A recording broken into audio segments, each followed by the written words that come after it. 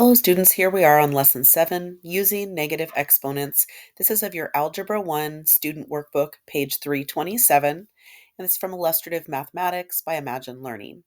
Let's go ahead and highlight the objective for today. Let's look more closely at exponential graphs and equations, and today we're going to notice we're building back in time instead of forward, and that's where the negative exponents are going to come in. Now, we did do a quick review on exponent rules, and so now that we reviewed these rules, let's see if you can apply it in the current warm-up. How would you rewrite each of the following as an equivalent expression with a single exponent? So a couple ways we can do these. You can just go ahead and write an answer or show me the in-between step where we would be using the add rule. 2 to the power of 4 times 2 to the power of 0 could be written as 2 to the 4 plus 0 or just 2 to the 4th. I have had students ask if they can simplify this, like to actual 16, because 2 to the 4th can be simplified, sure, but the question just says to put it with a single exponent, so it's not necessary. Another way of thinking about this, did your group do this, is thinking of it as 2 to the 4th times, well, we know that anything to the power of 0 is just 1. So 2 to the 4th times 1 is just 2 to the 4th. Which way made more sense to you? And either way, this is the equivalent expression. Okay, let's go ahead and try the next one, see what you think. Okay, so possibly the first way your group may have looked at it is 4 plus -1 or just 4 minus 1. This is the add rule again being applied. 4 minus 1 is just 2 to the 3rd. Some students realized that the negative exponent practice we did means 2 to the 4th is over, like that negative exponent wants us to repeatedly divide and move that 2 down. So in this case, we again get subtract rule 2 to the 4 minus 1, which is just 2 to the 3rd. Either way you looked at it, expression should have been simplified as an equivalent expression 2 to the 3rd. Okay, 2 to the 4th to the 2 to the -3. Again, can you picture 2 to the 4th on top? Can you picture 2 to the -3 repeatedly dividing by 2 3 times? And that's just going to leave me 2 to the first power, or 1, 2.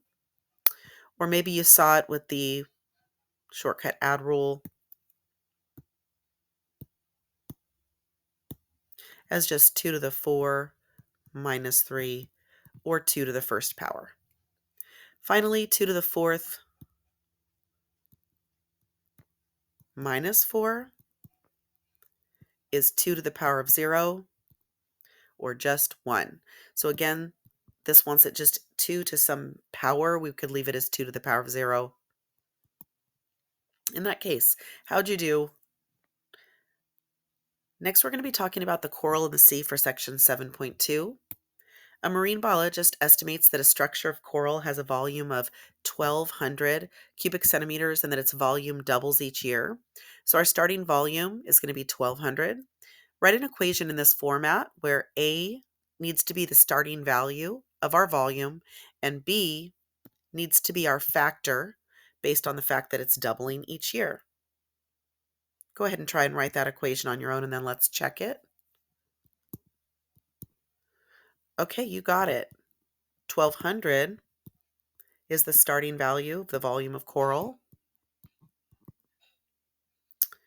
Factor of doubling each year should have been times 2, and then to the power of t time. Repeatedly multiplying, doubling by 2 each year gets shown as an exponential. What color do I want to use here? Let's do black.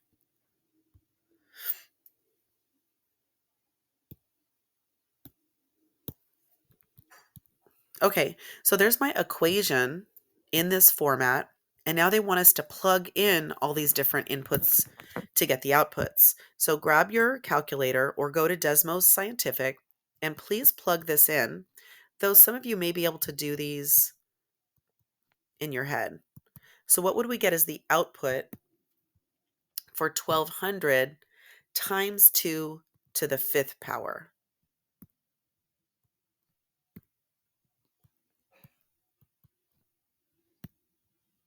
So again, this output is coming from power of 5 plugged in.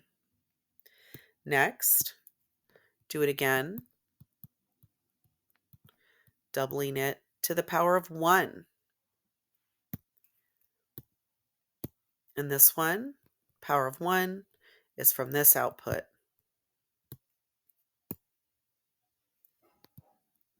See what you get. Do that also on the rest of these.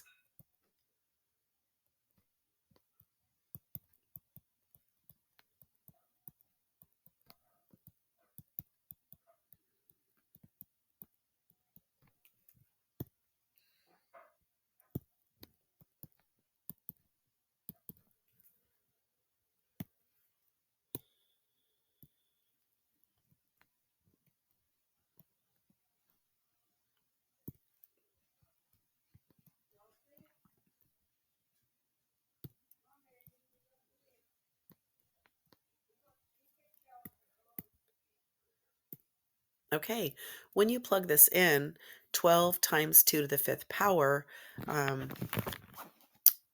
hopefully you did that full in the calculator answer, but so 2 to the 5th power is 32. 32 times 1200, hopefully you got 38,400. Well, that's a lot of coral volume after 5 years. That makes sense. It should be getting larger exponentially. Next one is just 2 to the 1st power, which we know is just 2. 2 times 1200 should have been 2400. 2 to the 0 power, anything to the 0 power is just 1. 1 times 1200 is just 1200. And now we're getting into this new negative exponent thing. When I say 2 to the negative 1, we sometimes want to give us a negative answer, but negative power is actually just repeatedly dividing instead of repeatedly multiplying. So if we're dividing by 2, when you typed this into the calculator, did you get that? 600. What if we repeatedly divide this by 2 again? When you plugged this into the calculator, you should have gotten that. So these negative exponents are actually just dividing. Notice there's no negative in my answer. What does t negative 2 actually mean in this situation? Negative 2 means 2 years ago from when the coral was first measured. In a certain year, the volume of coral is 37.5. So if we're starting at the beginning with 1200, and we realize going back a year that it went down by half, going back 2 years went down by half again, let's continue that. Going back again, still not enough. Going back again, there it is. Half of 75 is 37.5. So how long did it take to get back to that point? It was 5 years ago. T minus 5. 5 years ago that the coral was at a volume of 37.5. All right, next we're looking at windows of which one shows a good window, excuse me, in order to be able to see the behavior of our function. And so with these 2 dots only, when I'm zoomed in so much, this actually looks linear, doesn't it? I really don't like that window. It's really too close. This one shows me a really great behavior of the curve of the function, but it's so zoomed out that I can't really see what these dots are. When I look at the third graph, I finally not only see the curve, but I'm able to see more closely these as well. There's an actual corner right here that I can see what's happening at least at time 3. And so I would have to say that C gives me a much more reasonable view of that window. So that's all we're looking at here. Because we want to say something along the lines of graph A. By the way, let's read the question. Describe how well each graphing window does or does not show the behavior. So graph A is too zoomed in to see the behavior.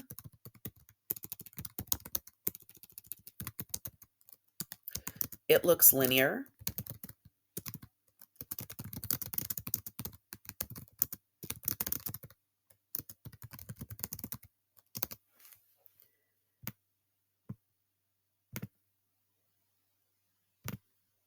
Okay. What else could we say? Graph B shows the curve, at least, but it is so zoomed out that I cannot really see the first couple points. Graph C shows the curve behavior well,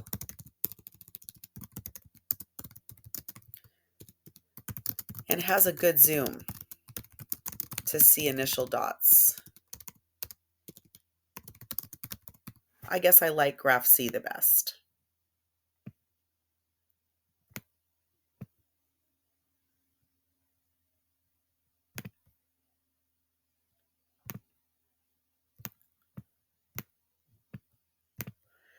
All right, for each graphing window that you think does not show the behavior well, how would we change it?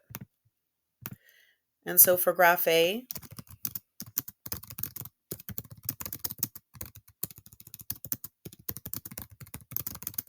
I would need to adjust the X and Y axes to show more, to show higher values on the X and much higher values on the Y. Graph B would need to be zoomed in more. I would need to lower the amount of the X and Y axis that is showing, lower the numbers of what I'm able to view so I can see that better. And honestly, I would not change C. Make the changes you suggest and sketch the revised graph using technology. And so in class, we may have messed around with a Desmos and making those adjustments, but for this purpose, I'm just going to type when I made adjustments, they looked more like graph C. Excellent job. All right, here we go, actually building a table backwards, back in time, as we said we would be doing. So a person took medicine but doesn't remember how much. Concerned she took too much. She has a blood test every hour for several hours. Here's the format of the equation we're going to be writing right now. What is the equation in the form? So here we're starting with 100 milligrams of the medicine when I decided to measure. And we're noticing what's the jump that's happening each hour. Do you see how 100 turned into 50, 50 turned into 25? You probably can tell what that is, but just in case, do 50 divided by 100, do 25 divided by 50 in your calculator. You should have gotten 1/2 or 0.5 as the common factor. And then it's telling us to use power of t. So again, how did I get that factor? I've got to divide the outputs to see what it's multiplying by. Is it okay to put a 0.5 in there? Totally. What is wrong with my t here? Okay, find the amounts of medicine in the patient's body when t equals -1 and -3. So do you want to do this with the equation with your calculator, or do you want to do this with the table working backwards? So let's go to the table. If I'm dividing by 2 going forward, what would I do going backwards? You got it. Let's multiply by 2. 100 times 2 goes to 200. See how that makes sense now? Do it again.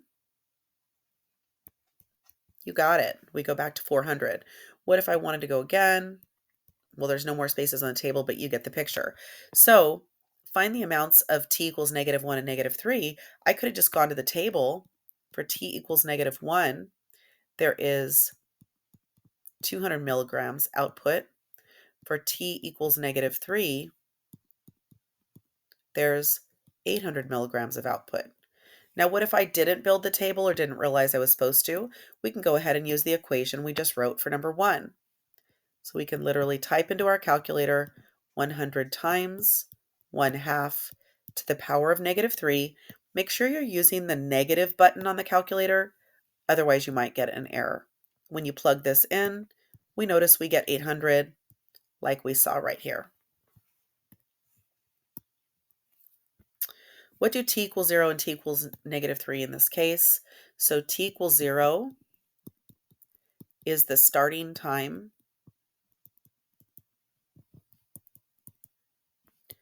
when we decided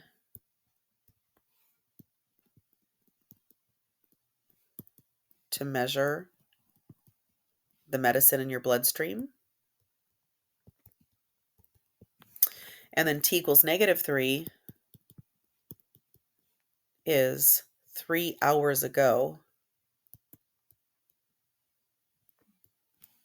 We were seeing how much medicine was in there. So t equals -3 is 3 hours ago. If the medicine was taken when t equals -5, assuming the person did not have any of the medication in the body beforehand, how much medicine did we take?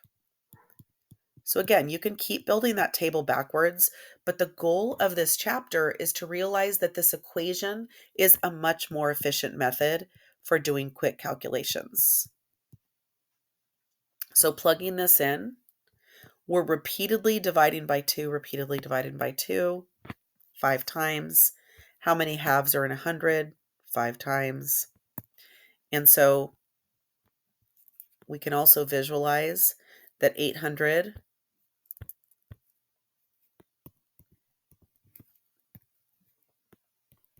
a step back is 1600, a step back is 3200.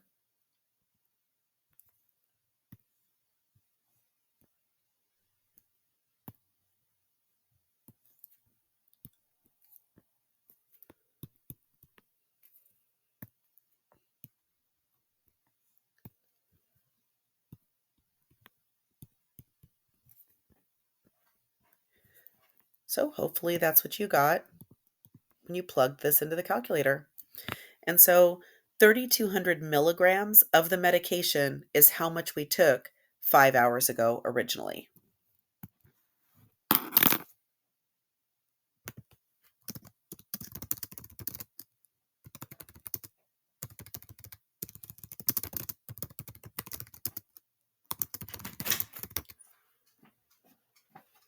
So looking at this final one, we're just going to graph it. And so we need to decide, how is our graph going to look using these points? Where's that random 3 from? Sorry, that moved around right here.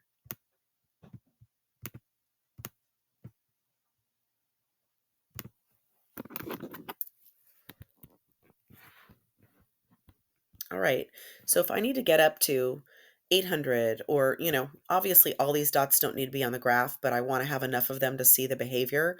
So I don't know, let's count by 100s over here. So 100, I'm going to count by 50s. 50, 100, 50, 200.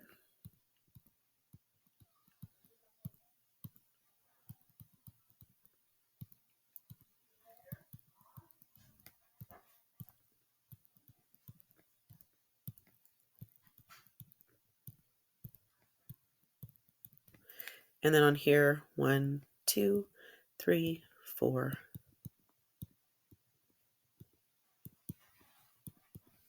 And 1, 2, 3, 4. Okay, so we started with measuring at time 0, there was 100 milligrams. Then it went to half of that, 150. Then it went to half of that, 225. Half of that, 312, etc., etc. You can see it getting closer and closer to 0, but never touching. And then going in the other direction, we're doubling. -1, 200.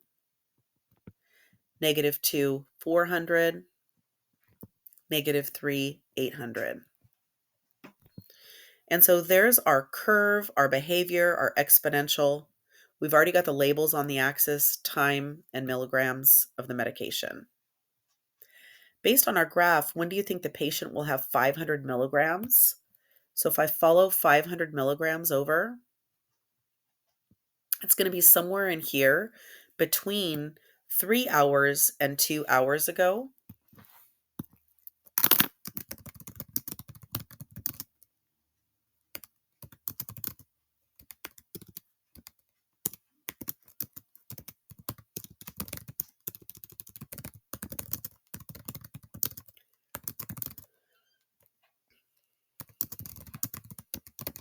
And then when will there'll be no medicine remaining in the body? There's two arguments here.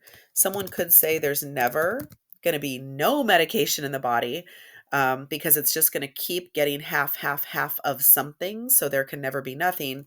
But there's also an argument of where half of a very, very, very, very small number is pretty much negligible. So just imagine if I continue this, hang on one second.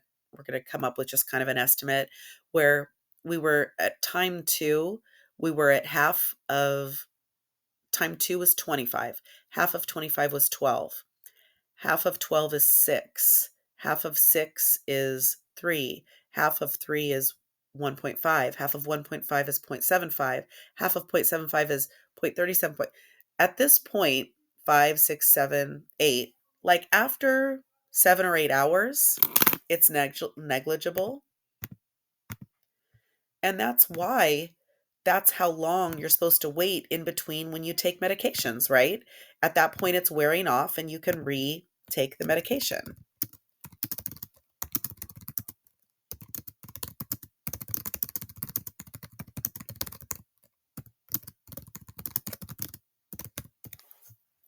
Okay, and that's it for the lesson today. You can now move on to the practice.